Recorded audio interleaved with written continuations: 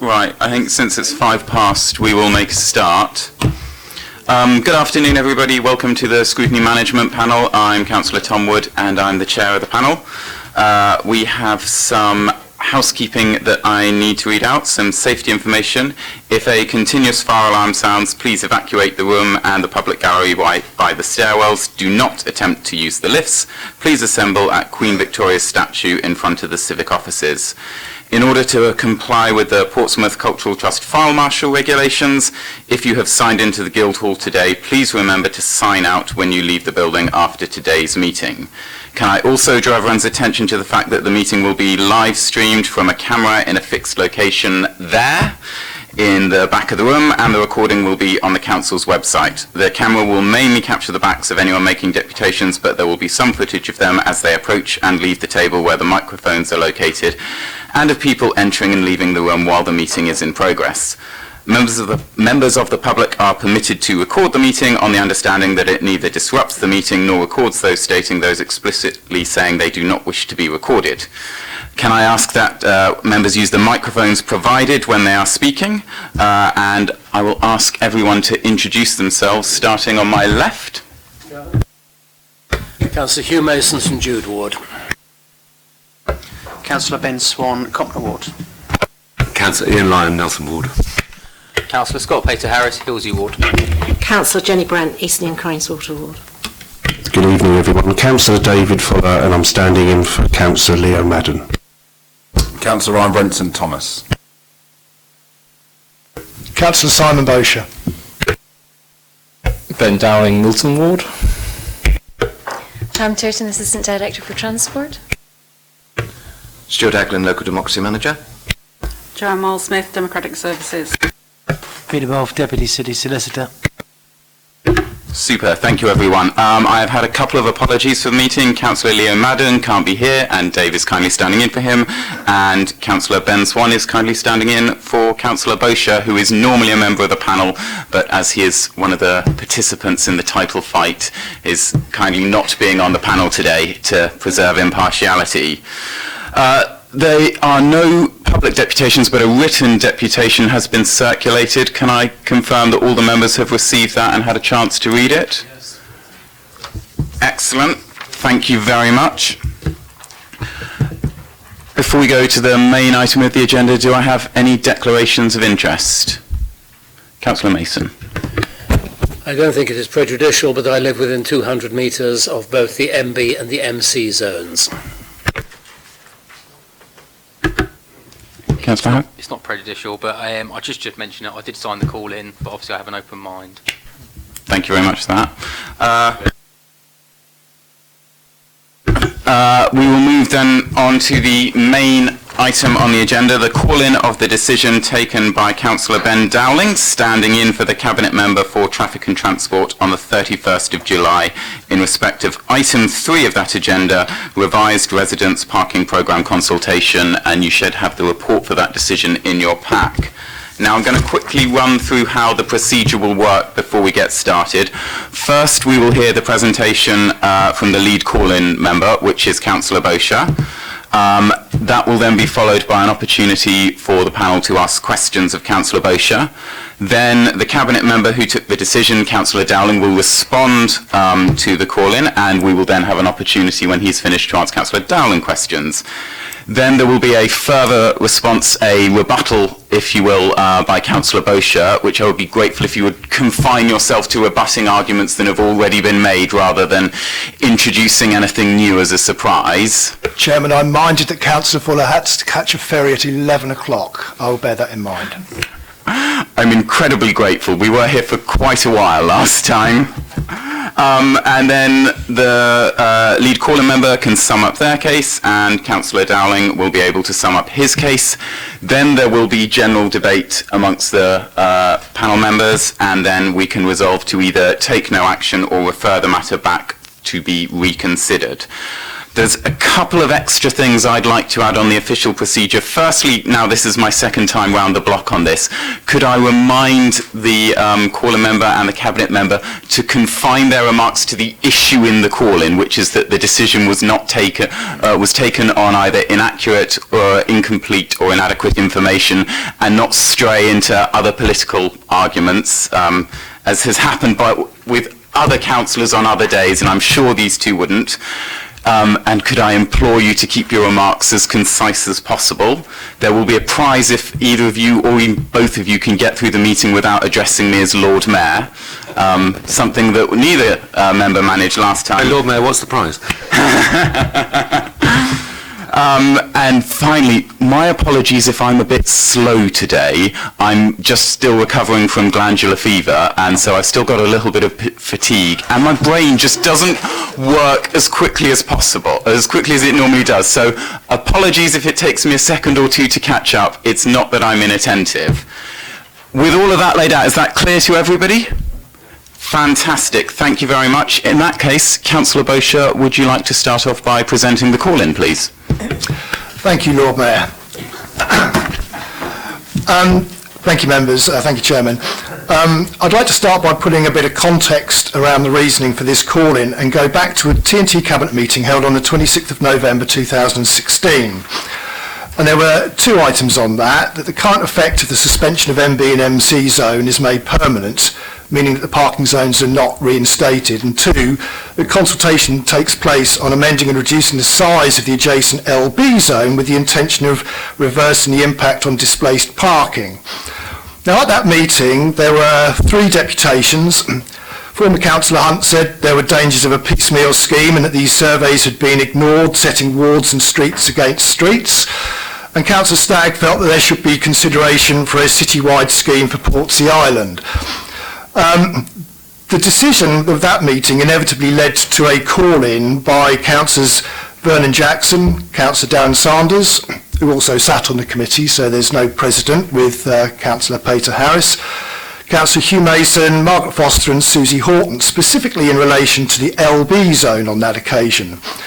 And so the call-in was held on the 21st of December 2016.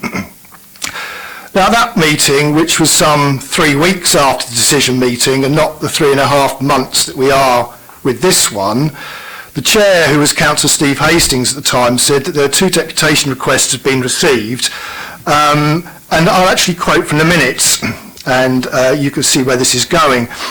Mr Tom Wood, organiser of the petition against parking zones, was invited to make a deputation, and he included the following points: that residents in the MB zone should have been consulted, and that the report should have included LB zone in the title, as many of the residents had not been aware of the meeting. That there had been no consultation with these residents, and no evidence had been included in the report about displacement parking. The only evidence specifically about LB zone was that they had been included in the general consultation about paying for parking permits, which was the subject of another report. And in summary, he felt that inadequate information had appeared in the report, and that it also included inaccurate information. There had been a lack of consultation with residents living in LB, and the situation currently is that some residents have parking and others have not, and that residents felt that they had no voice. He also went on to add that the number of responses had been affected by the fact that many students live in this area in houses of multiple occupation, and they tended not to make their opinions known. Now, at that point, perhaps I digress from what I've got here and point the committee members in the direction of the written deputation that you've had before you. And on the second page, MD, ME and MF residents have been kept in the dark about the reintroduction of MB and MC and not consulted at all. The 31st of July report states that there is no funding for these zones.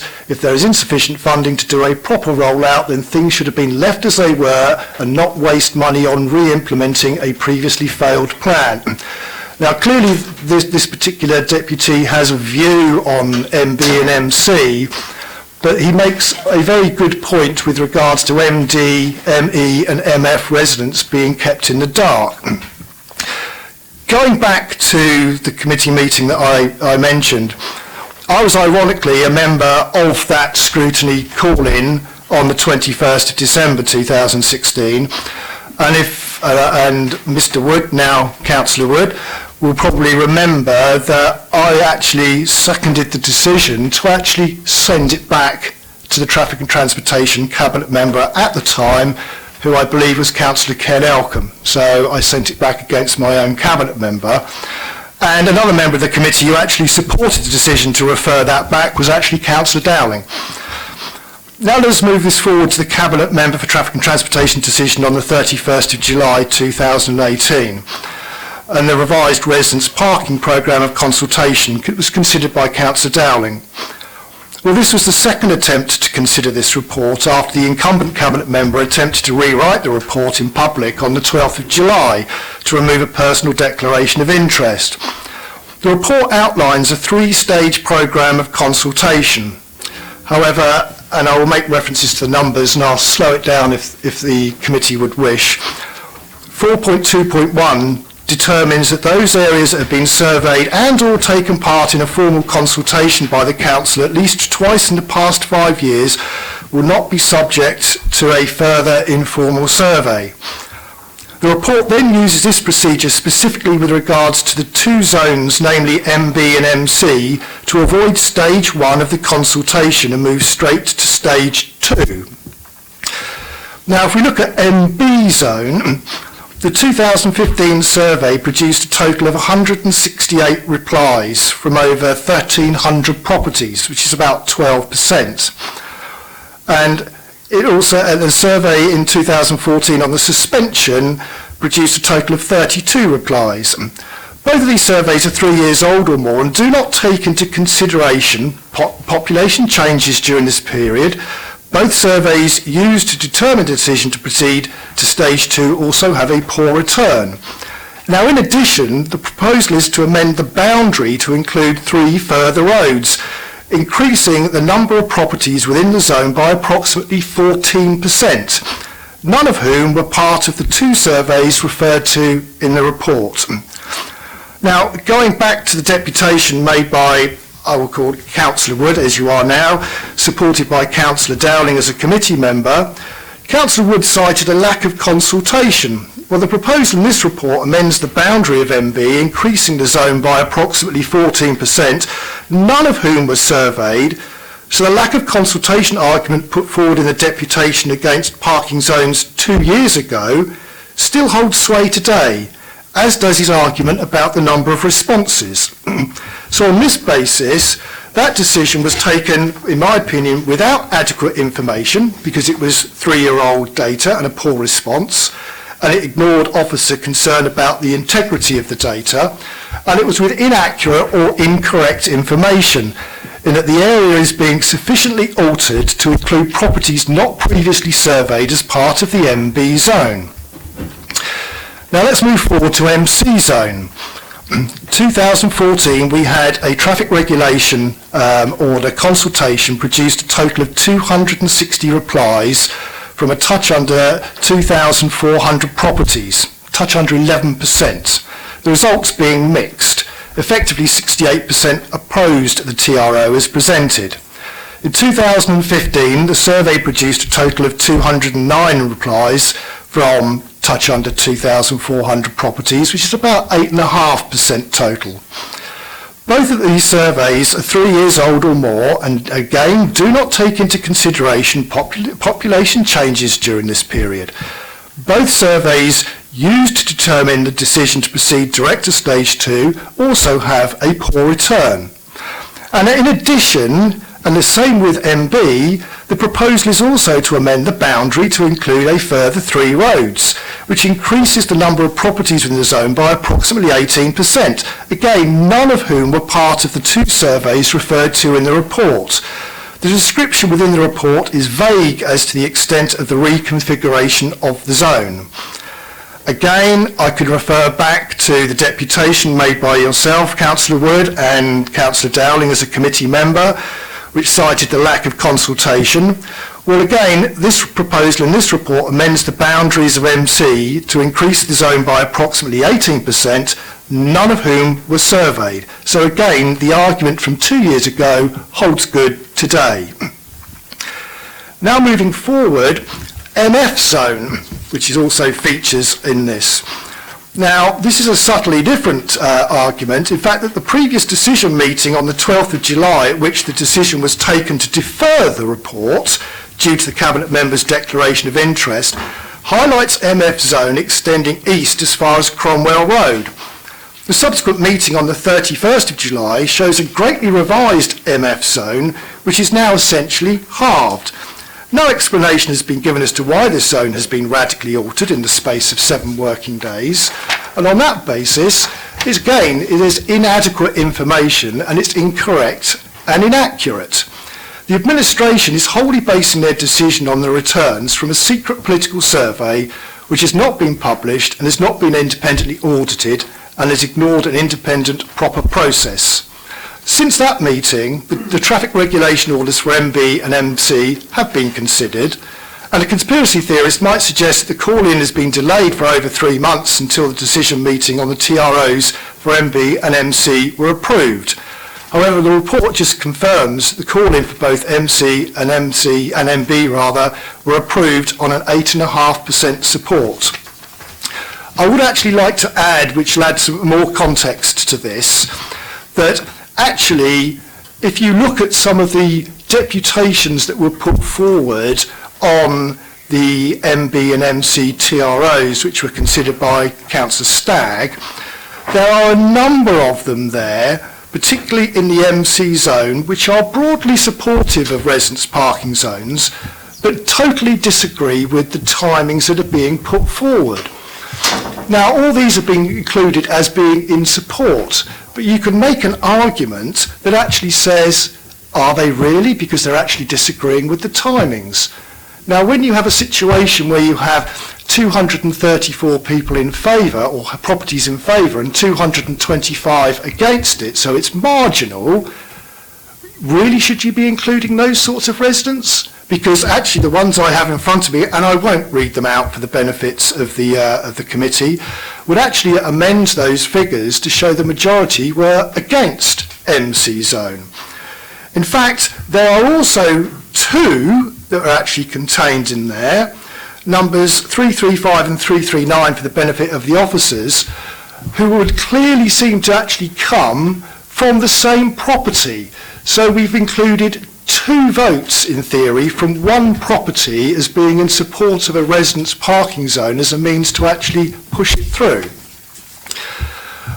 Going on back to where I came from, and as I said, I've referred back to a meeting in 2016 which put forward arguments that showed that there was a lack of consultation, that the data was inadequate and there was a poor response.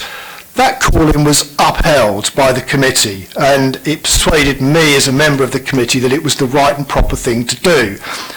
But having said that, you actually look at what we've got before us here, and it goes further than that. We've had boundary changes as well as a poorer response.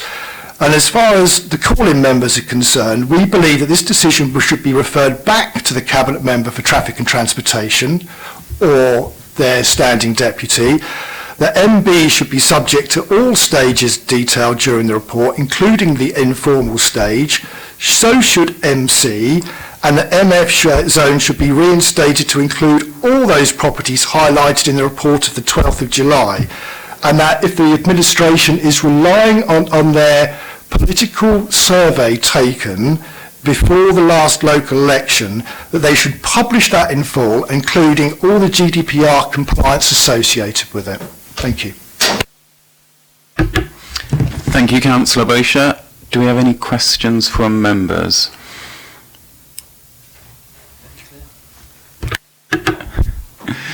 In that case, if I may, I'm not having spent much time studying traffic and transportation as you clearly have, Councillor.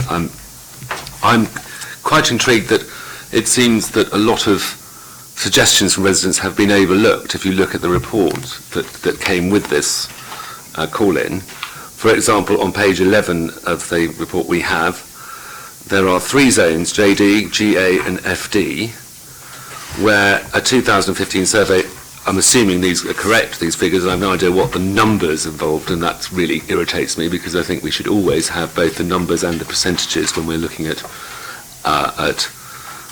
these issues at any level from council's point of view. I don't see how members can take proper decisions without having a clear idea of the numbers of people involved. Take JD Portsea South. 18% wanted to keep the zone, 82% wanted to remove the zone. Council action, zone continues unchanged. Next one, 37% keep zone, 63% remove zone continues unchanged. And FD Beavis Road, 46% keep zone, 54% remove zone continues unchanged. What I'm interested in, if you could help me because of your experience in this, is that I'd always understood that the way that our council's consultation works is that in the event that enough residents, usually in my opinion not enough by number but possibly enough by percentage, come to a conclusion that they petition the council effectively through these surveys to do something, that we do it. But we haven't.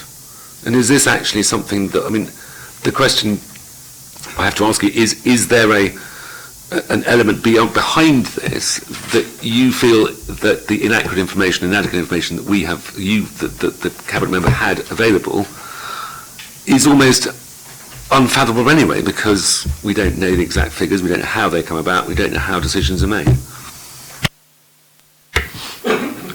I don't doubt the figures that have actually been put forward in the report. From my experience, the officers are very diligent in putting them forward. The point that I would make with regards to all of them, and we seem to have a mix in the report of either numbers in favour or against, or percentages, the fact that it should be a whole approach. Have the numbers, what the percentages are, and certainly the number of properties actually surveyed in the first place. Because certainly when I looked into this, going back into July, which seems a very long time ago now, I had to go and seek out the figures. I had to go and ask officers for the figures as to say, well, that's great, but out of how many do they actually respond? Now, slightly digressing, but still on the same subject, Chairman, if you'll allow me a little bit of latitude. When I was the cabinet member for traffic and transportation, we had a survey for a zone, I'm sure Mr. Turton will tell me, the area around Palmerston Road, to change it from a 2-hour to a 1-hour parking zone. I couldn't tell you what the lettering is. KC, there you go, and the Sunshine Band. I'm showing my age now. And that report came before me, having consulted as part of the TRO, and it was basically, when you consult on a TRO, it's a very prescriptive thing. You're telling people what is going to happen if people are in favour. And this was basically to say to reduce it from 2 hours to 1 hour in the issue of KC. The response rate was down from memory to about 3 or 4% of the total number of properties actually surveyed. And I chose at that time that the response rate was inadequate and therefore it remained unchanged. But when you actually look at that, when we're getting figures of significantly less than 10%, is that really representative of what people are actually looking for? That's my argument as part of it, the fact that if we are going to produce these figures, not only should it say for and against and as percentages, but it should also give the total figures as well. We shouldn't have to go out and ask for this information to be able to make a judgment call.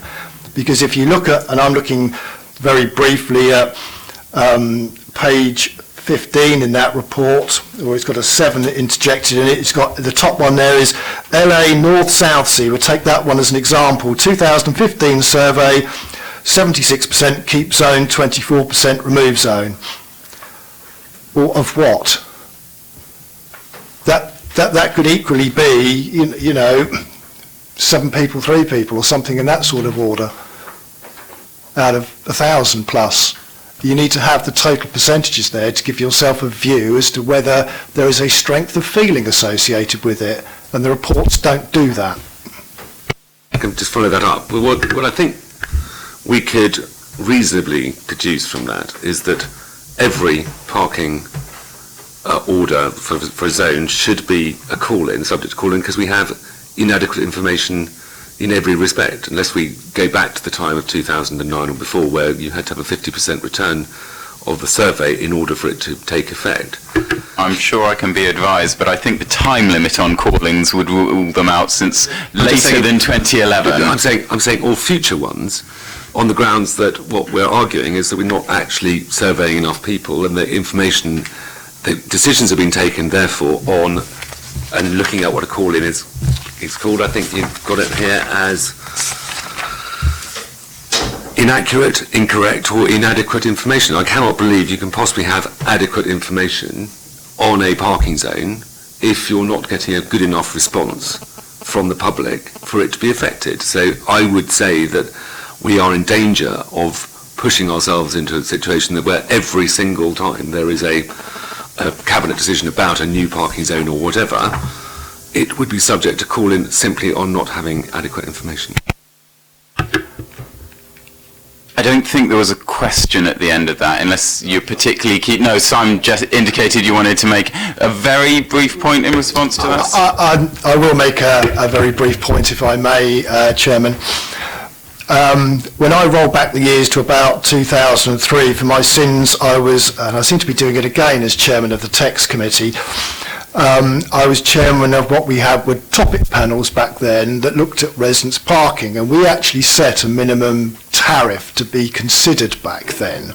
I can't remember what the figure was. I think it was circa 30% response in order to carry forward what we actually had as a decision, basically. It was a long, fraught process, my first chairmanship, which put me off for a long time. But that figure was subsequently removed by a cabinet member 3 or 4 years later, so it would have been 2006, 2007. So we ended up with just the minimal figures that we actually have today.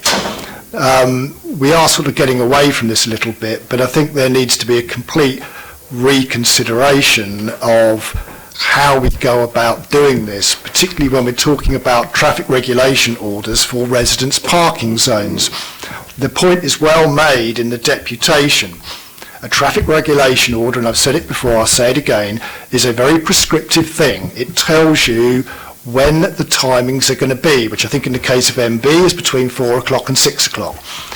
And in theory, the ones that count are the ones that are within that zone. Representations from outside the zone are always included in the report, but they're not part of the actual figures. So the displacement parking, which is a point that you made well in 2016, Chairman, stands good and stands well for any zones that we are actually introducing, in the fact that they need to be taken into consideration and not part of the prescriptive process that we do have with the TRO. You can effectively have, in the case of these, where 8% of the entire population of one of these zones, and it's actually the same sort of figure for both, so you can say it's 8.5%, whether it's MB or MC, are actually determining what the majority of those people actually want, with no consideration for those in the area where Councillor Hugh Mason made a very good deputation at the last meeting, talking about the impact on MD, which is obviously going to be a displaced area. That is the issue that we have. And again, taking it another step further, the Tax Committee is due to be publishing its scrutiny report into residents' parking. I think you're a member of that as well, aren't you, Councillor Wood? Yeah, so you're there with me. The reason it hasn't been published, as I understand it, is that there is an issue around wordings on TROs. There we go again. And it's actually sat with the cabinet member, and it has been for a month. So we're sort of waiting on the cabinet member to make a decision on this. But that actually is looking at trying to change the process so that we don't have this particular situation. Because most of the people that seem to be complaining about MB and MC are some within the area who don't have an issue, but also those that are going to be largely affected. It also comes around to my point about the EMF zone, the fact that it was a large area in the space of less than a week, because the report would have to be published, it was arbitrarily cut in half. So who made that decision? Did that go through the process, or was it a politician deciding that? Because that should be down for residents to actually look at it from a Perhaps, holistic Councillor approach. Bosher, your remarks have gently flowed from a response to technically not a question from Councillor, so I am going to cut you off there, and Councillor Fuller has indicated he wanted to speak a little while ago, so I'm going to go to him. Thank you. Councillor, would you just tell us again, or just go over, I listened very, very intensely what you were saying earlier on at your beginning of your speech, but could you just cover a couple of things so that I've got it clearly in my mind, and could Councillor Dowling obviously, answer them when he's ready to talk. I'd like to talk a little bit about, you said about a secret survey, you mentioned that, and you also mentioned about the data being 3 years old. Could you just vaguely go over your point on that for me, so I've got that clear in my head, please? We've heard a lot over the intervening months about a political survey that was carried out mainly around the south of the city by the Liberal Democrats.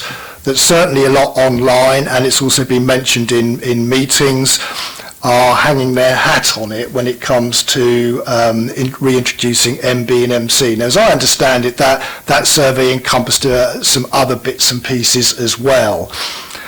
But the responses that came initially from the former cabinet member when challenged on this said, we've had lots of people, hundreds of people, in fact Councillor Pitt, I believe, I could be wrong, also made a deputation to the fact that surveying on the doorstep, everybody wanted this reintroduction, which says that, to me, the administration are placing their decision not on the figures that they actually have in front of them as produced by the officers of the City Council who are independent, but on what they've been supposedly told on the doorstep. Now, if you are going to make those decisions based on political surveys, my argument is that they should be published, they should be audited by officers to make sure that the data is correct, and obviously since May they should carry the GDPR statements that actually go with it. Now, none of this has been forthcoming.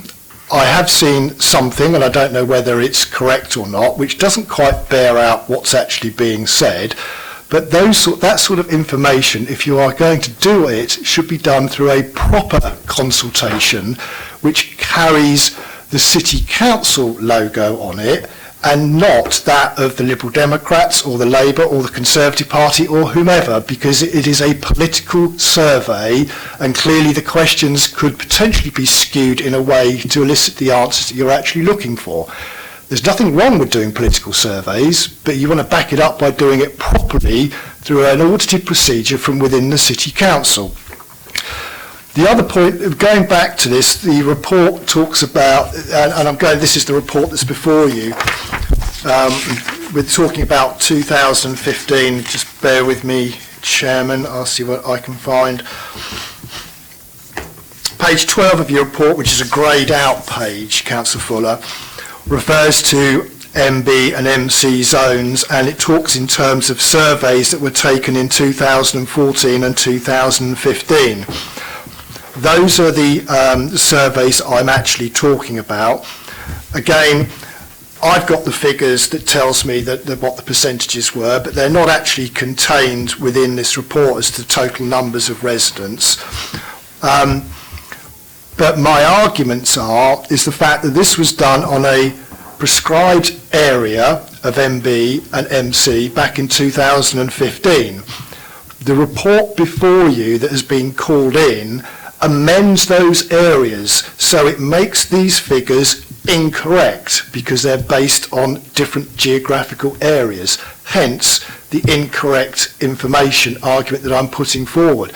Now, that's not an opinion, that's a fact. That is exactly what you've got before you, and I'd be gobsmacked if anybody can argue any different, to be quite honest. But I'm sure Councillor Dowling will try. Do you mind if I just do one of my own before I come to you, Councillor? I have one question I'd like to ask Councillor Bosher, and I guess I'd sort of like to explain to you where my thinking is at the moment and give you a chance to come back on it rather than knowing exactly how I want to frame it. I completely follow the whole argument you've been making, I think, it's fairly hard for me to disagree with a lot of it, since you made some of it with my own words.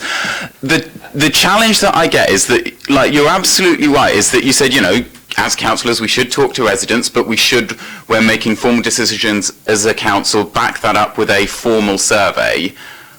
Where you lose me is that this wasn't a decision to implement a parking zone. This was a decision to go and do a formal survey, which was exactly what you were calling for. And it's at that point where you're losing me, I guess. And I don't know how to frame that as a question, but I'm sure you've probably got a counter to that you'd like to make.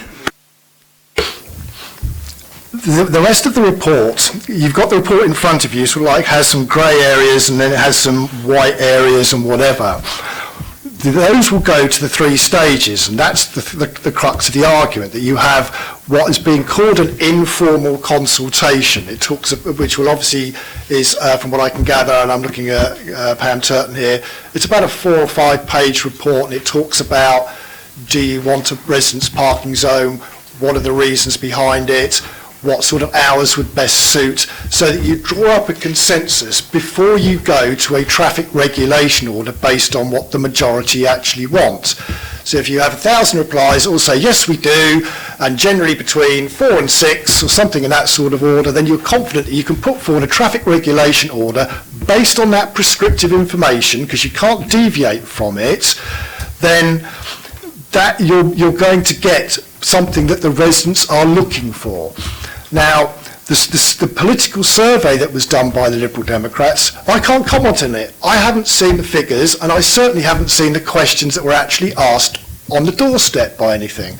And like any political survey, if you're on the doorstep talking to somebody, it might take different directions depending on the strength of the conversation that you're actually having there. It depends on the interpretation, which is why I'm making the point that this should not have gone straight to a traffic regulation order for these 2 zones, because of the change in population, because of the change in the geographical area, and quite clearly from the deputation responses we got, there are a large number of people that weren't comfortable with the timings that were being put forward. All of that could have been dealt with by an informal consultation going forward. The Cabinet Member for Traffic and Transportation made the comment at her last meeting, well, if people aren't happy with the times, we can amend them. No, we can't. You're going to have to go out for another traffic regulation order, another survey, and another £20,000 changing all the signage every time you wanted to do that. So if people come back on MB and MC and say we don't like the times, and people, get up a petition or complain to their local ward councillors, you're going to have to go through that exercise all over again every single time, which is why the informal process, which is what we're arguing for, should have taken place in the first instance and not just gone straight to a traffic regulation order on inaccurate and incorrect information. Thank you. Councillor Pritz-Harris. Thank you, Councillor Wood. Simon, I've got, basically, it's the MB and MC zone. You mentioned about 3 roads added to MB and 3 roads added to MC. Just so I'm covering this correctly, are you saying that none of those roads have been surveyed? To the best of my knowledge, no, they haven't. Certainly not as part of the MB and MC consultations in 2015. So those 3 roads effectively have been added in without being correctly surveyed. So it's actually not MB or MC zone, it's MC zone 2.0, effectively. You can call it whatever you like, Councillor Pritz-Harris. I'm just trying to get to this point because you've got the numbers 14% and 18%, and more so in the MC zone area where it's a lot tighter, that could make a significant difference. I understand your need to ask the question. I sense from Councillor Dowling's facial expressions during it he will have some comments to make, or perhaps you'll put the same one to him later, but we will debate the answers at a later stage. We're just going to ask questions of Councillor Bosher and then move on to Councillor Dowling, if that's okay. Are there any further questions for Councillor Bosher? Excellent. Councillor Dowling, would you give us your response to the call-in, please? Thank you, Chair. Good evening, members. So I actually think I only have 2 key points to make in terms of what's on the paper for today's meeting and whether or not to send this back to the relevant Cabinet Member, who on this occasion happens to be me. There are then 1, 2, 3, 4, 5, 6, 7, 8, 9, 10, 11 other points that I believe have been raised in the last however long we've been sat here that personally I don't think are relevant to what's on the agenda today, but hopefully given that they've been open for discussion, I'm allowed to respond to those things. So 2 things in relation to what's actually on the agenda. Firstly, I just want to say, as the decision maker, genuinely happy to reconsider it if that's what the democratic process of this committee leads to. That's why we have scrutiny. It's an important part of the council, and if we get to the, well, if yourselves as the members of this committee come to the conclusion that it should indeed be sent back to the cabinet member, which in this case is myself, then I welcome that, because that's the democratic process. In terms of what's on the paper about whether or not I had enough information, I think we should think about what the decision itself actually was, which was, it wasn't to do with implementing parking zones, it was the decision to go out for consultation on potential parking zones. And I struggle with the idea that you can not have enough information when making a decision to go out and ask for more information, i.e. what residents think about something. Any decisions on actually introducing parking zones come to further meetings. We've actually had one since, which I will talk about in a little bit more detail. But in terms of the crux of what decision I made back on 31st of July, that was a decision to go out and ask residents what they think through a written down process. And yes, there was arguably what you could say is an exception to that process in regards to MB and MC. I would see that as part of the process, but I'm happy to talk about that in more detail if that's what members would like. But ultimately, the decision was to go out and ask people what they think, and I struggle with the idea that you would need any more information to ask people what they think. So that's the kind of the crux of where we're at. But lots of other things have been mentioned, but partly in regards to parking zones, and actually partly in terms of our whole democratic process, which is quite an interesting debate. I'm not sure how relevant it is for this decision, but I'll have to go into it a bit. So firstly, the neighbouring areas displacement piece, I think everybody acknowledges that displacement is part of residents' parking. Part of the decision that was made in terms of the ongoing programme of consultation is that it was twofold, and I think there's the bit of it that most people don't fully acknowledge and hasn't been discussed so far tonight. So the main process is, as described, informal consultation by the council, formal TRO by the council, and then a decision meeting in public, just like this one. There's also the other bit of the process which says, in the event that a zone is implemented, an immediate process will take place whereby surrounding areas which may or may not fall subject to displacement are then immediately surveyed, and we've seen that play out over the last couple of months, because this, given the timing that this meeting is some distance since the decision meeting, the decision has been implemented, and we've seen since then that the consultation on MB and MC has taken place, and a decision meeting since then has happened, and because of that decision meeting, which has implemented the MB and MC zones, immediately surrounding areas are now being informally surveyed as per the process. So I would argue that in terms of neighbouring areas, the process is clear and the process is working. So in terms of consulting those residents, that is ongoing and happening. I've written down the phrase, what has happened since.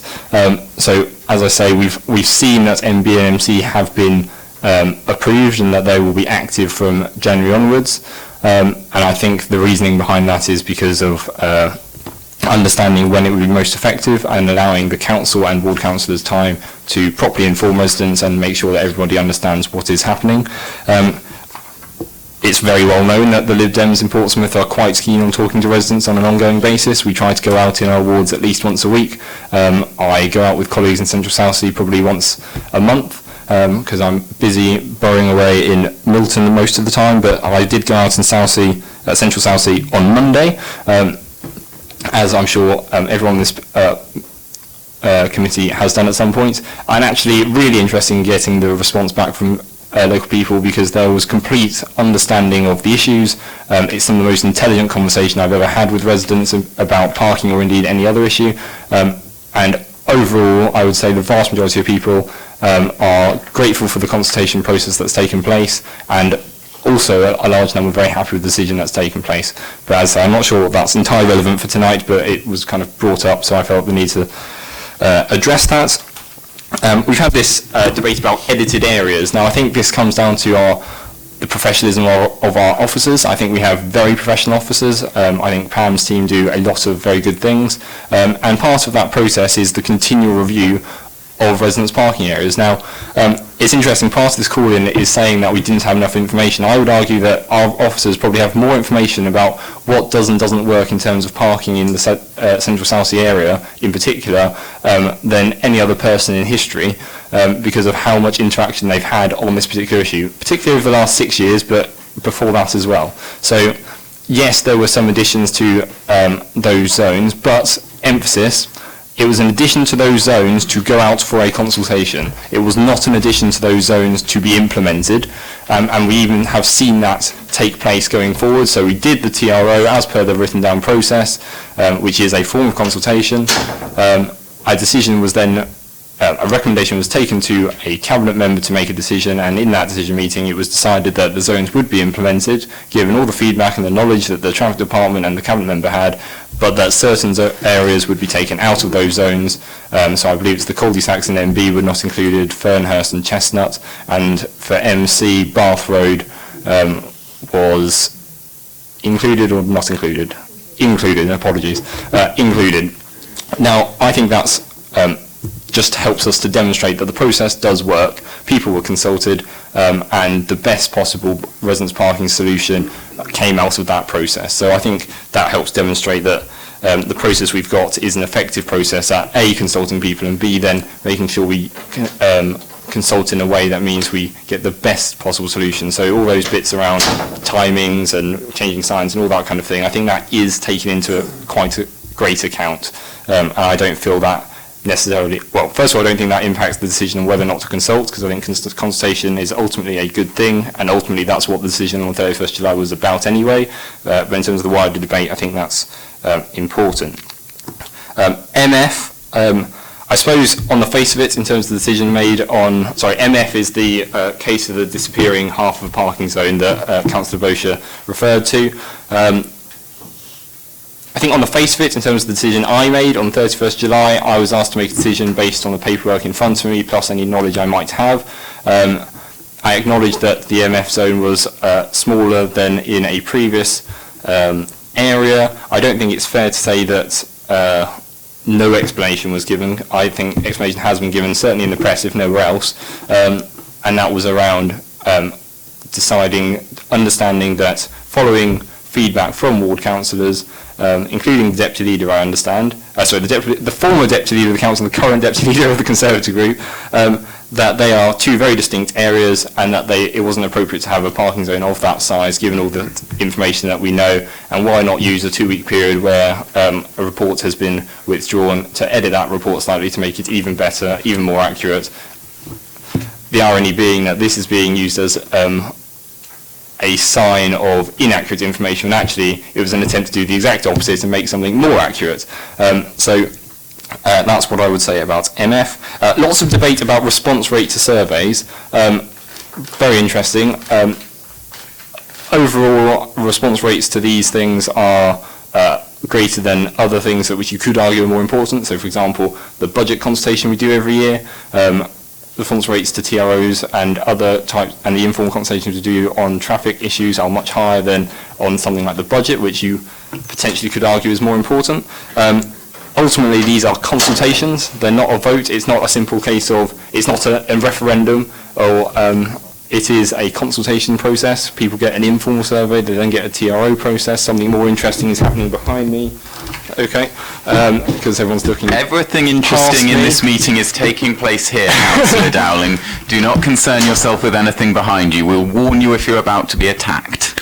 I'm sure that's probably not true, and you'd happily let it happen. But so, in terms of response rate, I don't think that's the crux of it. The point is that as a council, we are keen on the consultation process, and that we ask people what they think. It's up to people whether or not they want to involve themselves with that consultation. That said, I am a big fan of consultation, a big fan of democratic engagement, and if we can, out of this whole process, decide that we need to invigorate our consultation process to increase engagement in the issues of the city, then I think that's a really positive discussion. I'm very happy to do that. We, as a political party, are very, very keen on that. It's kind of in the name, Liberal Democrats, and if other colleagues from across the political spectrum would like to spend more time out speaking to residents, I'm sure we can come up with some sort of process that is cross-party to do that. Very keen on that indeed. So that's kind of some of the bits I'd say about the whole consultation response rate piece.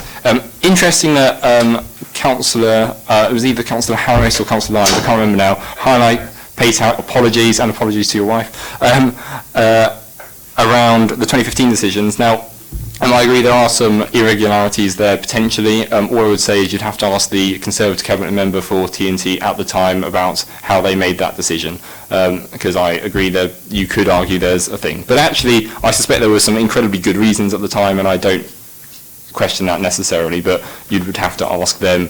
I don't know the answer to whether or not how that decision was made. I think we're almost there. Final thing, the infamous secret survey. Well, I think it's interesting that people keep trying to call this a secret survey. This survey was so secret that it was delivered to over 70,000 homes in the city, and over double that probably had the opportunity to see it. So I'm not sure you can call the survey itself particularly secret. I think it might even still be on our website. If you want to go to the Lib Dem, the local party website, you can probably still do the survey today. It's not on as in the hot link is probably still in existence. So I don't think the survey itself is that secret.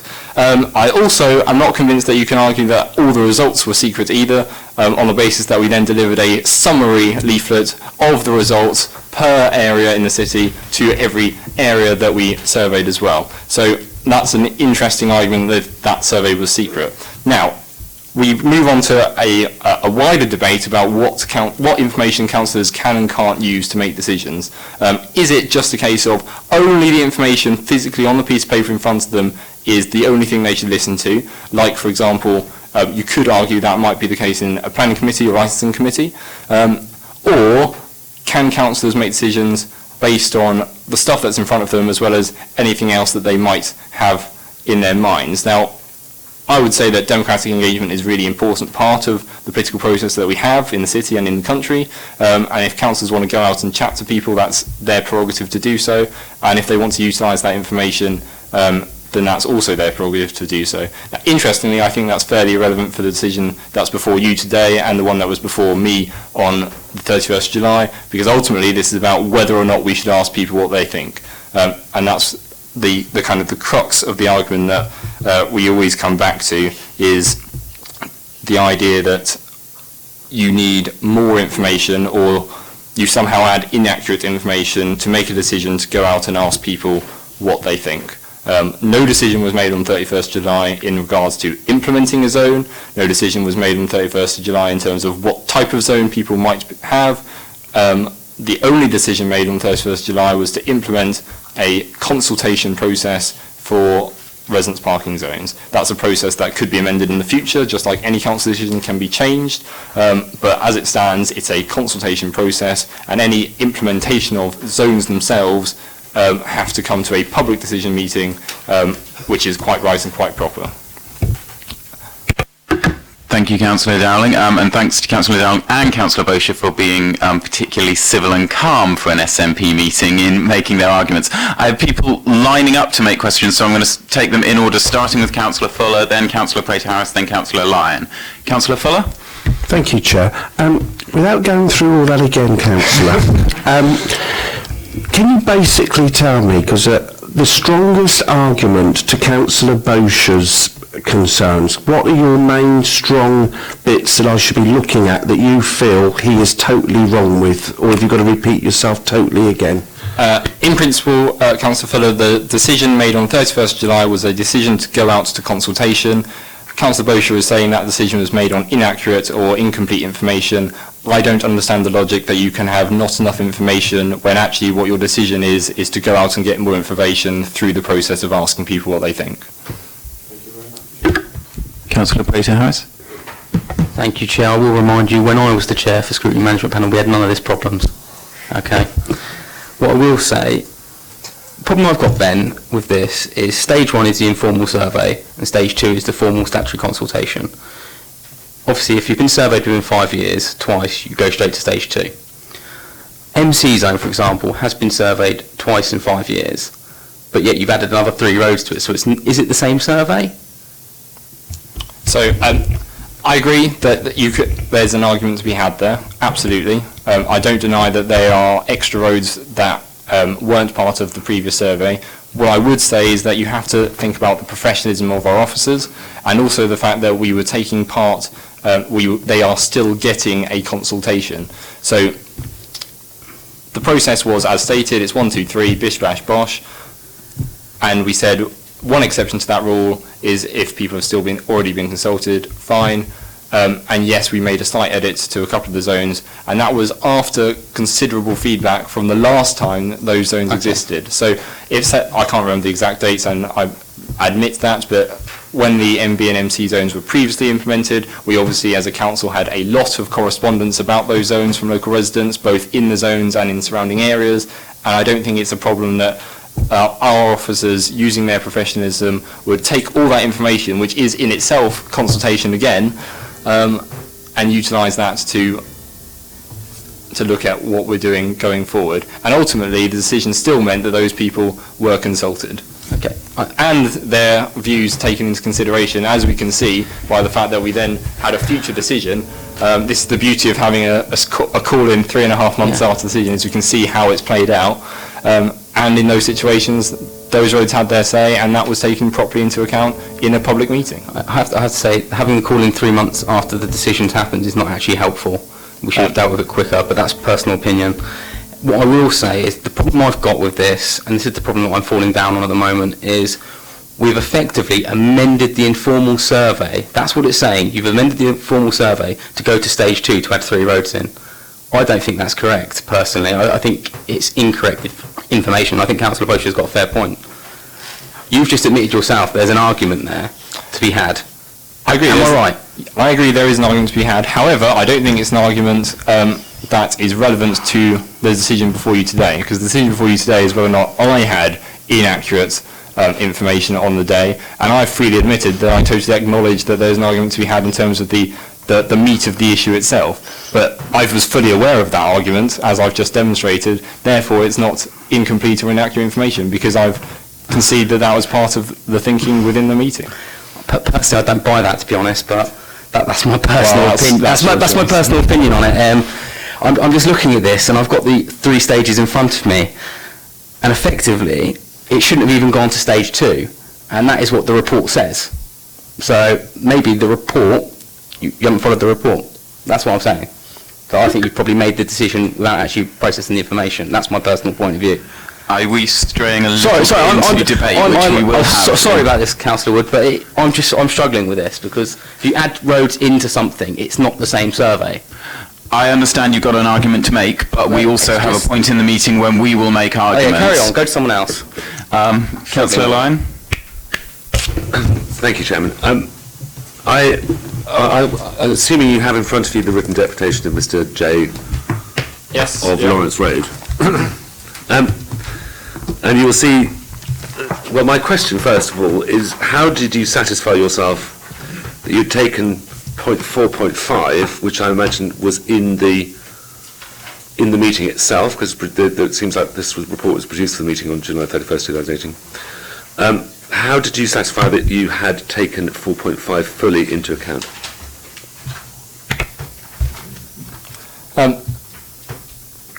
So 4.5 says the impact on adjacent roads that experience similar parking issues and cannot cater for displaced vehicles should not be underestimated and has to be taken into account before considering just one part of a larger area with similar housing and parking problems.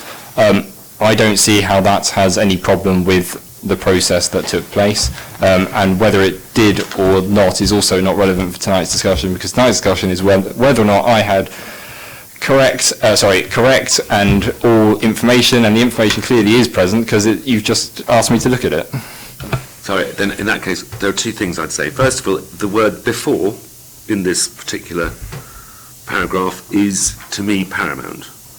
That in order to do stage 2, it would seem to me logical you'd have to have satisfied condition 4.5 that you had taken these issues had to be taken into account before considering just one large part area. The other thing I absolutely believe that our professional officers do take those things into consideration before. We're not dealing with officers here. We're dealing with your policy decision. This is not executive action. This is your policy decision. We're saying that the decision made. Sorry. Okay, if I may just be quite clear about this. Yeah. This is an SMP, not a GAS. GAS takes officers to account and asks them whether they did the right thing. SMP asks whether councillors, members, did the right thing. I'm asking you. I'm not relying on whether they are brilliant or not. And I'm also going to remind you that it doesn't just say that you had, inaccurate or incorrect information. It says adequate information. I'm much more interested in the word adequate information than inaccurate or incorrect information, because I do not believe you can have adequate information to make the decisions you're making in the first place anyway, but let us assume that you could. That means that in order to get adequate information to make the decision that you were making, the next question is, why do you still think that phase one, backtracking to phase one, it was right to take that out, particularly because the zones had changed in Constitution in 3 cases, MA, MB, and MBC and MF. That they were different. Councillor Lyons, is it the question that's... I think there's a question there. So 2 things. Firstly, if you were to follow your original trail of thought, we would never make any decisions at the council on the basis that no one ever had enough adequate information. And I think at some point you have to decide, do I have the information I need to make a decision? And I felt I did have the information I needed to make a decision. On the point overall, I've lost my trail of thought. Does that a lot. Changing the areas, thank you. I think the principle of the policy is very clear. It's about asking residents what they want. The direct impact of the policy has been that everyone in those roads, even in the change areas, has been asked what they wanted. They had the opportunity to have a say. That say was taken fully into account in a public meeting, and a public decision was made by a public official, and I'm content with that. Councillor Fuller. I think Councillor Downing's answered it. I just wanted to pick up a little bit from what Councillor Lyons said, adequate information. I was just wanting, but I think you've answered about other sources of information you took on board was from officers and the survey. Is that correct? So I would say that I made a decision on all the information in front of me, and that information primarily is the officers' report that was given to me by officers, and I think the decision made can be made on that report. I'm not going to pretend that I completely ignored the hours upon hours upon hours of consultation that we as a political party have done over the summer and autumn of last year. I think if councillors decide to spend their time spending all their spare time speaking to residents, as is their prerogative in the democratic process we have, then they can use that information as they so wish. But on this specific case, I think the information within the report is perfectly adequate, complete, and there is enough information there to be able to make the decision which was made. The decision made was to go out and consult people on what they think. Well, next, just going on from that, did you have many officers then that disagreed with what you said then? What about, did you take any of their views, or did they all say everything was happy and everything go along with it? I've not had any officers brief me that they disagree with what was in the report. Councillor Peter Harris? Councillor Downing, can you just tell me what happened with the MF zone?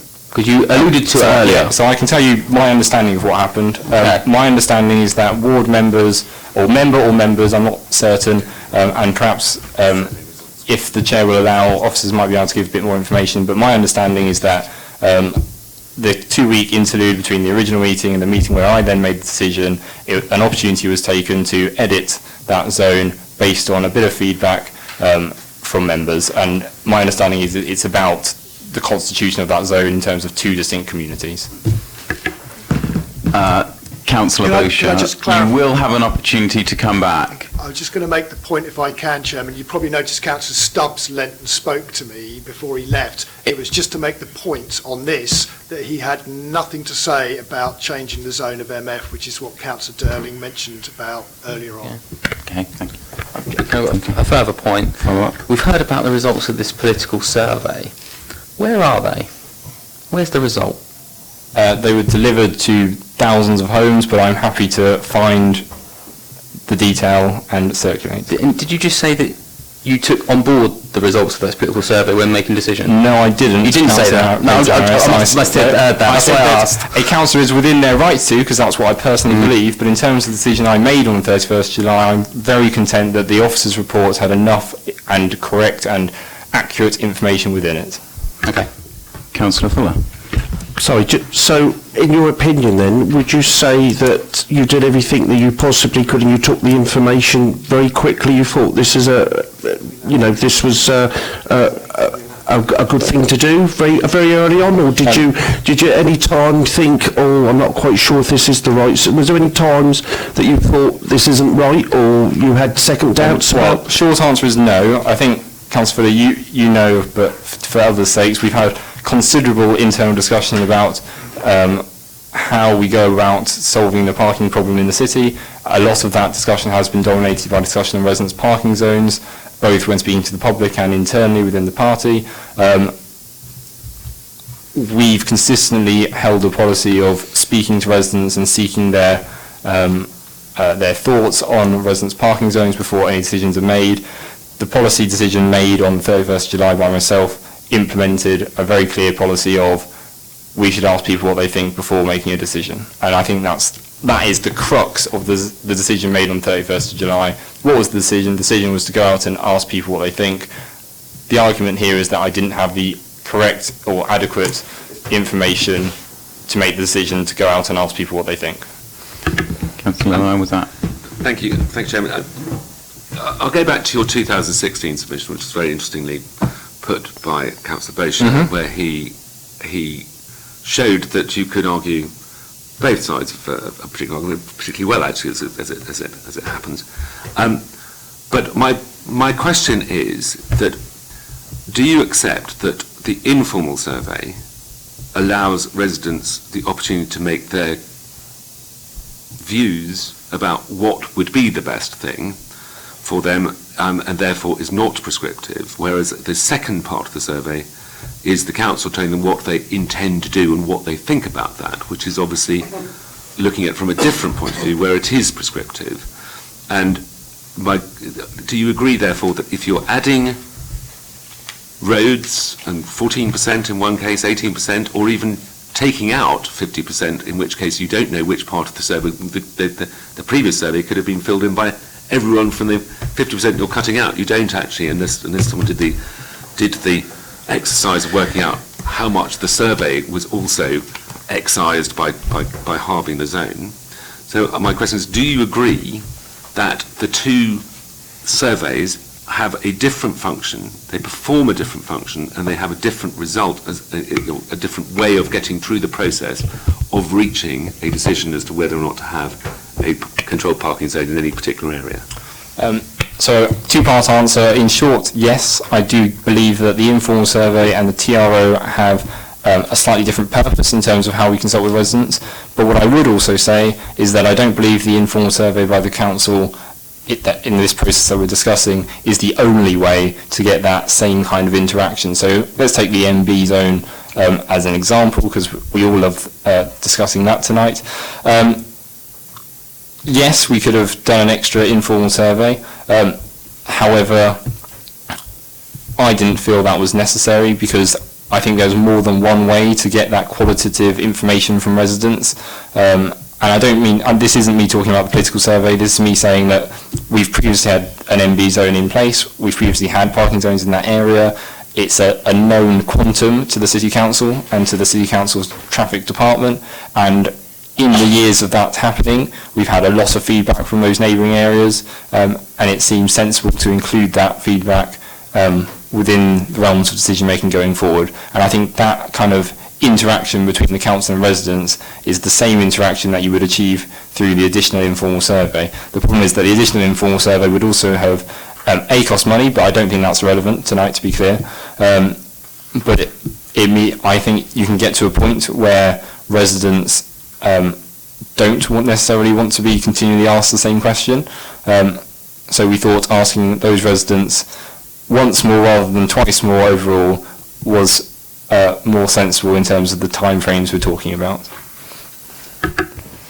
If there are no more questions, I'd like to move to Councillor Boscher's response. Excellent, Councillor Boscher. If we could keep it to rebutting existing points rather than bringing some new surprises in, I'd be very grateful. Thank you much, Chairman. I will keep this relatively short because I think the case that I put forward seems to make itself, to be quite frank with you.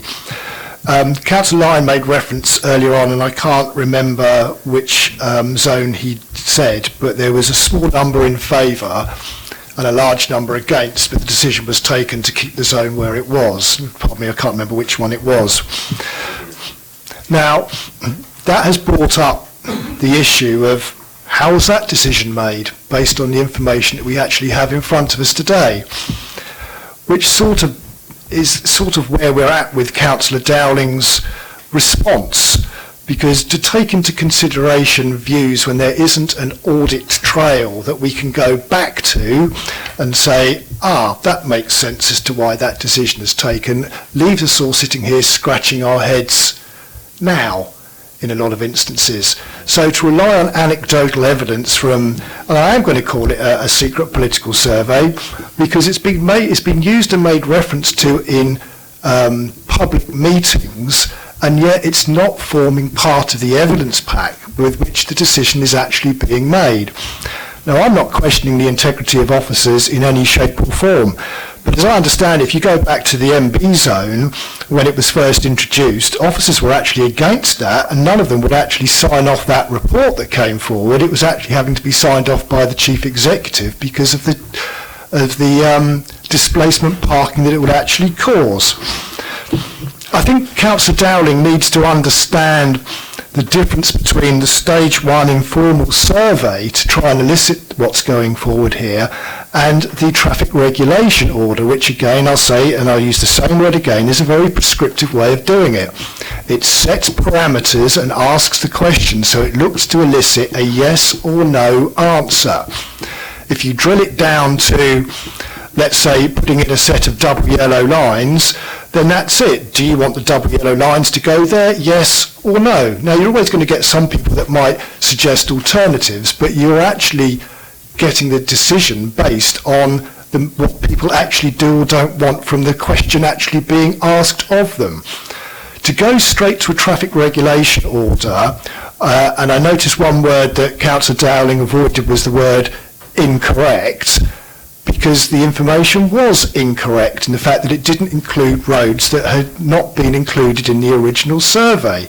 So therefore, you're going forward on incorrect information straight to a prescriptive yes or no answer to implement or to not implement.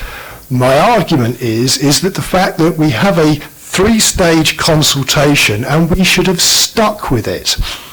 The other part of it that's actually come forward, which I hadn't highlighted in my original case, but it has become pertinent on the basis of some of the things that Councillor Dowling has actually said, is that adjacent areas are going to be surveyed if they complain about displaced parking. Sort of makes a bit of anathema of the programme going forward that Councillor Dowling actually agreed. Because if you take a zone like the one that was contentious first time round, which would have been the HC Kendall Avenue area, which is mentioned on page 14, that is a little island in and around Copner Road where Councillor Stagg lives. It effectively has no residence parking zones around it. So what we're basically agreeing, or having agreed here, is that if that creates displaced parking, and I know that it will create displaced parking all up and down Copner Road, Therefore, those areas will suddenly get shunted into a programme ahead of those already in the programme. So it begs the question, why have a programme in the first place? And that's going to happen, and it perhaps comes back to the piecemeal approach that we actually have. I'll just add to the comment that when Councillor Dowling mentioned that the former Deputy Leader of the City Council was involved in making comments regarding MF being halved. No, he wasn't. That was Councillor Stubbs pointing that out before he actually left the room to me, that he said he had no conversations with regards to that whatsoever. I do actually know what actually happened and who made that decision, but I think that's for another time, to be quite honest with you. I think it needs to come down to the fact that we have a three-stage consultation here, and Councillor Dowling doesn't quite grasp the difference between consultation and a traffic regulation order going forward, and for MB and MC to go straight to a traffic regulation order based on the information that he had in front of him, which I would argue is inaccurate. In fact, he's sort of arguing against a decision that he supported in 2016, if you take it that further, but I'll leave my points there. Thank you, Councillor Baisha. Councillor Dowling, would you like to... Yes, yeah, happy to. No, sorry. No, I don't. I've got ahead of myself. I said I was a bit slow today. Councillor Baisha, you can now sum up as well. I'm feeling that you probably just have, but you do, according to the procedure, have a further opportunity to sum up everything you've said. Would you like to take that, or are you content with what you've already said? We still have plenty of time before Councillor Fuller's ferry, I believe, Chairman.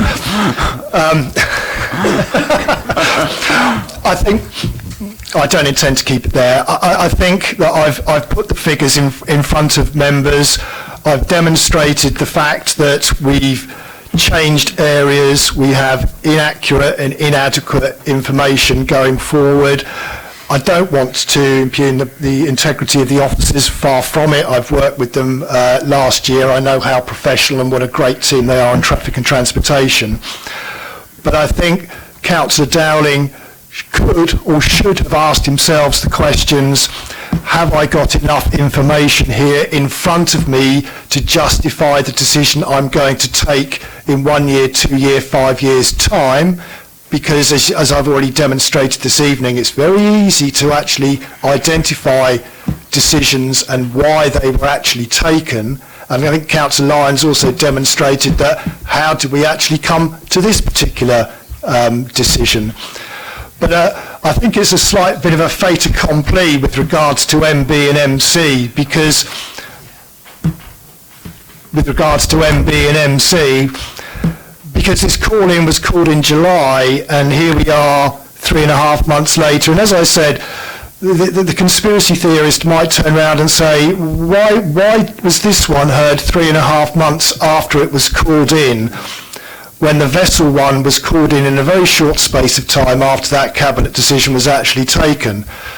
The conspiracy theorist might say, let's wait until after the traffic regulation orders for MB and MC have been consulted on and decided, and then we'll actually have the call in. Which sort of means, can we really go back out to informal consultation on them? I'd argue we probably couldn't. But this is all about a fair and reasonable process, and I think this report was premature. It was inaccurate information. It should have waited for the text report to have been published, which it hasn't. And really, if we are going to get it referred back to the cabinet member, there's not much we can do about MB and MC, but we can sure as hell make sure that going forward that proper consultations are taken place and we actually have some joined up thinking, rather than, as former Councillor Hunt said 2.5 years ago, there were dangers of a piecemeal scheme, and these surveys are now ignored, setting ward and streets against each other. They were his words from 2 years ago. We haven't learned. We're exactly where we are now with this decision going forward, and I think this needs to go back to the cabinet member, and really I think there needs to be a wholesale review of actually how we do residence parking, and do it properly with proper consultation, TRO and implementation. and not do it on the basis of what political parties want. Thank you, Councillor Wisher. Councillor Dowling, would you like to sum up, please? Thank you, Chair. Thank you, members, for listening so intently. So I think this whole debate tonight still comes back to the crux of what was the decision made and whether or not I had the right information, adequate information, etc. The decision made was a decision to go out and ask people what they think in simplistic terms. And I don't think it's possible to not have enough information to make a decision to go and ask people what they think. That in the most simple terms, that is the core argument I have to make. There are a few things that have come up, again, that Councillor Beauchamp's mentioned that I will quickly run through. This idea of an audit trail about all information, I can't think of any item on any council agenda where there's an audit trail for absolutely every single piece of information that a person could think about in that meeting. For example, we don't actually record how each individual member of the council votes, even at full council, unless 8 people stand up and say, recorded vote, Lord Mayor. There is never a perfect audit trail of all information, and councils already very well have a perception that they are bureaucratic and take too long to make decisions. I think if we were to implement 100% audit trails for absolutely everything, we would not only have the reputation, but it would actually be true. We would never do anything. And that's not what we're here to do. We're here to be proactive and work on behalf of residents for residents. Councillor Beauchamp has suggested that I don't understand the difference between stage 1 informal consultation and stage 2 TRO. I think the discourse between myself and Councillor Pater Harris tonight demonstrates that I absolutely 100% acknowledge that there is a clear difference between stages 1 and stage 2. What I also acknowledged was that I think stage 1's aims and objectives can be achieved through previous discourse, not necessarily through the informal survey. And I think that's a perfectly legitimate argument, and it's what I thought on the day, and it's what I still consider to be true. Although, once again, whether or not I consider it to be true is actually irrelevant for tonight's meetings. Tonight's meeting is about the information I was given rather than what I thought about that information. Councillor Beauchamp makes some comments about, well, what's the point of having a programme if all you're going to do is then go and ask other people what they think as well. It's this sense of mutual exclusivity. These things aren't mutually exclusive. It's not a case of you either do the programme or you ask people in neighbouring areas what they think. We as a council have the wit among us to be able to both ask people in an ordered way and ask people that are affected by the decisions made. That is possible. These things are not mutually exclusive. I think that's a really key point. Finally, I think a lot of political arguments have been made tonight, both by myself and Councillor Beauchamp. Quite understandably, we are both arguably politicians, although I would like to think of myself as more of a community champion, as I imagine most of the people in the room would like to claim on occasion. But ultimately, we are here, we are in a political sphere, so we have made political arguments, but ultimately those political arguments are all fairly irrelevant in terms of the decision here tonight. Did I or did I not have the relevant information required to make a decision on 31st July? I believe I did. If people desperately want me to revisit the decision, then I will do. That's part of the democratic discourse, but personally, I don't feel that's a necessary action for this committee to take. Thank you very much. Thank you, Councillor Dowling. We now move to the general debate amongst panel members. I've been advised that it might be helpful for the panel if Pam could talk briefly about the consultation process. If nobody objects, I'd like to hear that right now. Excellent. Thank you very much. Does that allow us to ask questions in response? I assume that's accepted. I'm advised within reason. If they are questions of fact, then I will allow them. If they are political speeches with the words "do you agree" appended on them, I think that's putting an officer in an awkward position, but we will be able to make those political speeches without those words immediately afterwards. Thanks. Just for clarification, I'm not going to make a comment on the consultation process, if that's okay. It was just to pick up on the question about JD in the greyed out area on page 11 of your packs. There was a question as to why we ended up with a zone unchanged, and there was some concern that wasn't, as to why that happened. I just wanted to confirm what actually happened. So 2015 survey was a survey which was citywide in all of the RPZs in response to the reintroduction of a charge for the first permit. And in response to that, each zone was asked whether they wanted to retain their zone or not. The results showed that the majority through that survey wanted to remove the zones in JD. So a TRO consultation was undertaken on the back of that, and 5 objections were received to that formal statutory TRO consultation, which is what the 5 here is, which led to the zone remaining in place. So it was just to explain that. To a completely unpolitical question. I think given that, although that's very useful for clarifying that point, that the JD zone isn't relevant to anything we're talking about today, I think I'll move on from there, because it's good to get that cleared up, but it's not actually to do, since the JD isn't one of the zones that we... This has been introduced at the office request. I just would ask one small question. No. I appreciate what you want to. I'm sure you can ask it after the meeting, but we will move into discussion amongst members. Would anybody like to start? Councillor Mason?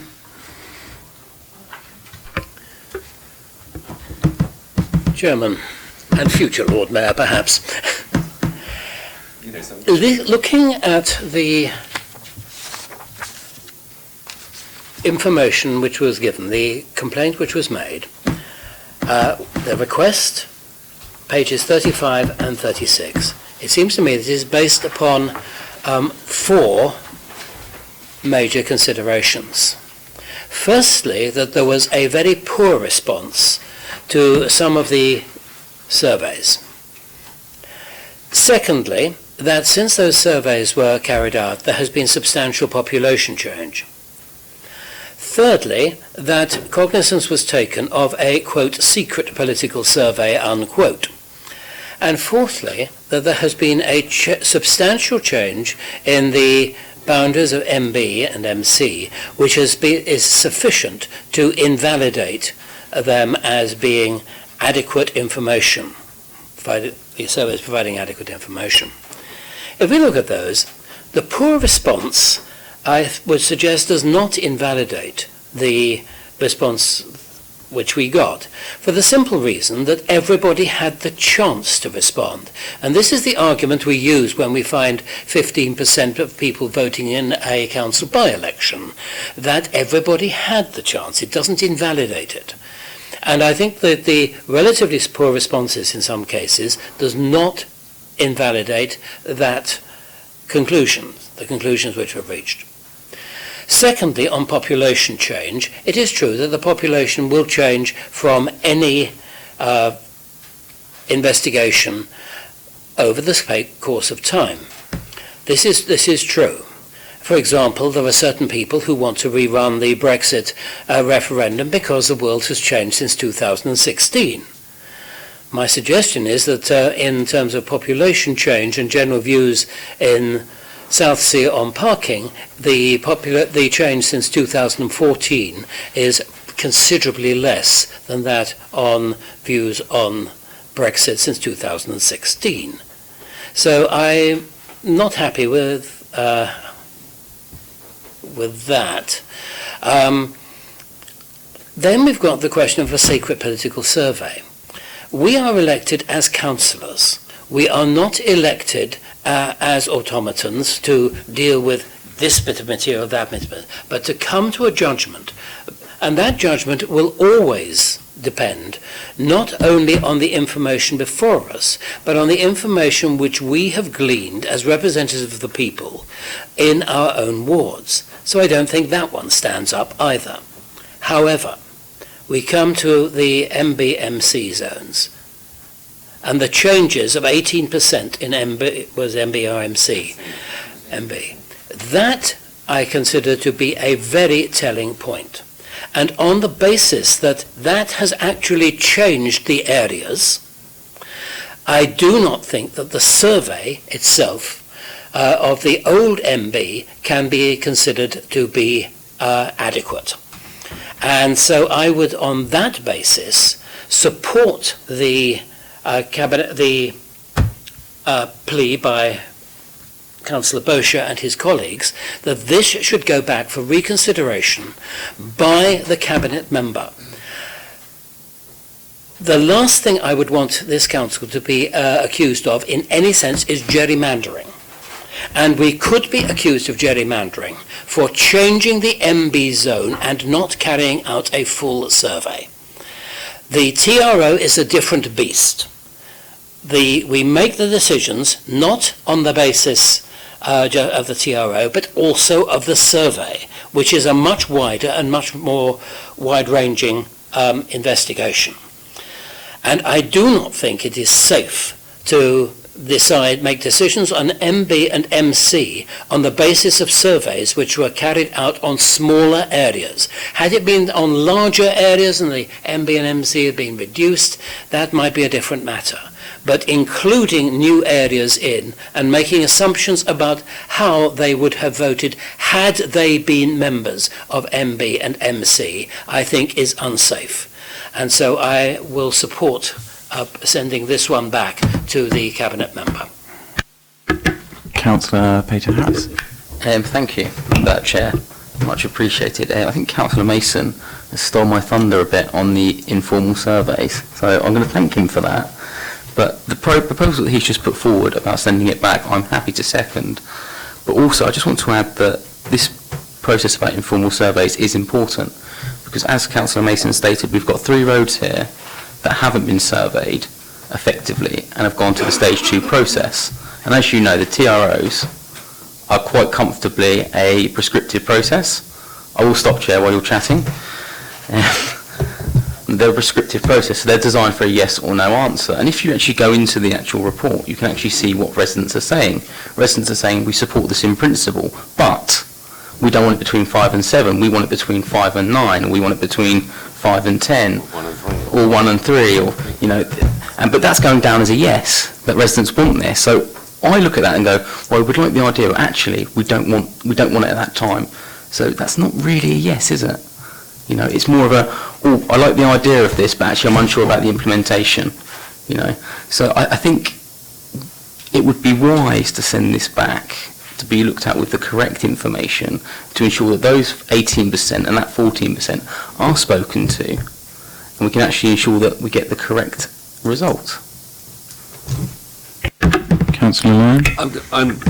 I think that it's likely that the committee will vote for the call-in, given the numbers, but what I would suggest is that if we were to do it should be on inadequate information. It's a much easier and less divisive word. We have the luxury of this committee, unlike in planning it, in that we simply give a yes or a no. So although I would hope every member has their own good reason, you're not required to pick out whether it was the inadequate or the inaccurate. We simply send it back, or we do not send it back. I don't think that's correct. Oh, am I wrong? I do apologise. To give reasons why you're sending it back, what you need to do is ask you before you make the motion to be seconded from the floor. Let them open their speak. I do completely apologise. I turn that completely on its head, as you were, Councillor What I Lyon. was suggesting was that because I don't think this should be a political football. I think that the officers obviously acted in good faith. I think the Cabinet member acted in good faith, as it happens. I just think that, given that there were additional points that may have been in his mind at the time, from my point of view, had I been in his position, I would consider myself to have had inadequate information, and therefore, for that reason, I would want to call it in. Councillor, were you? Yeah, Councillor Lyon.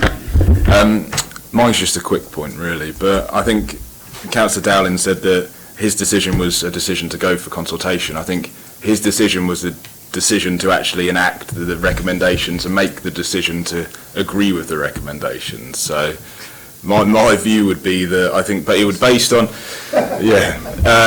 inadequate information, because I think if you looked at the deputations and what was being asked for from the text report and when the text report is coming, I think if we're looking in the long scheme of things, I think this was a decision that was based on inadequate information for information that you knew that was coming. So I know it's a finity, but I think it's an important point. Councillor Peter Harris? I think we're quite unequivocal where this is going, and I don't know if anyone else is wanting to speak, but would it be a good time to go to the vote, Chair? I'm going to make a very brief point myself, because I think you're right about the consensus of the committee probably becoming a bit clear, but I'm going to quickly comment as well. I must admit, I think I'm of a different view to others who have spoken, and the distinction for me is whether this is about bringing in a zone or whether it's about a second consultation. And for me, I'm still persuaded by the argument that whether or not someone was included in an informal survey, if they were included in the formal survey, the actual thing that goes in the report to determine the decision, I think that that is important. And I think that that's relevant. I suspect I may not be on the majority of the committee there, but... I'm obviously very stupid. I didn't completely understand what you just said. No, I apologise. I think I'm beginning to flag a little bit. So, I am of a different view.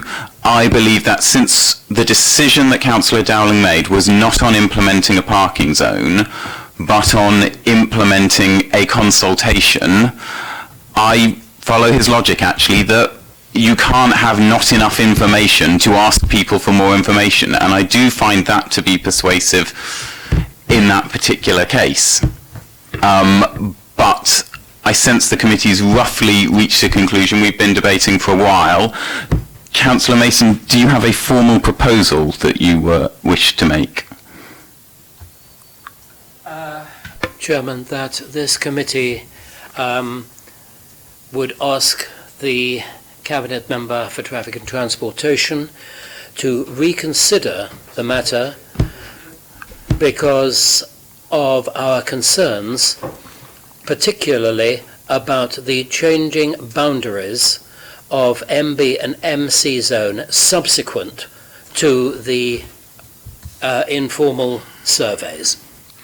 On the grounds that is that on the grounds of inadequate information? Yeah. Very well, and I'll happily second that, Chair. Very well, we have a proposal that is seconded. Could I see those in favour? And those against? That is clearly carried, and that will be sent back to Councillor Dowling for reconsideration.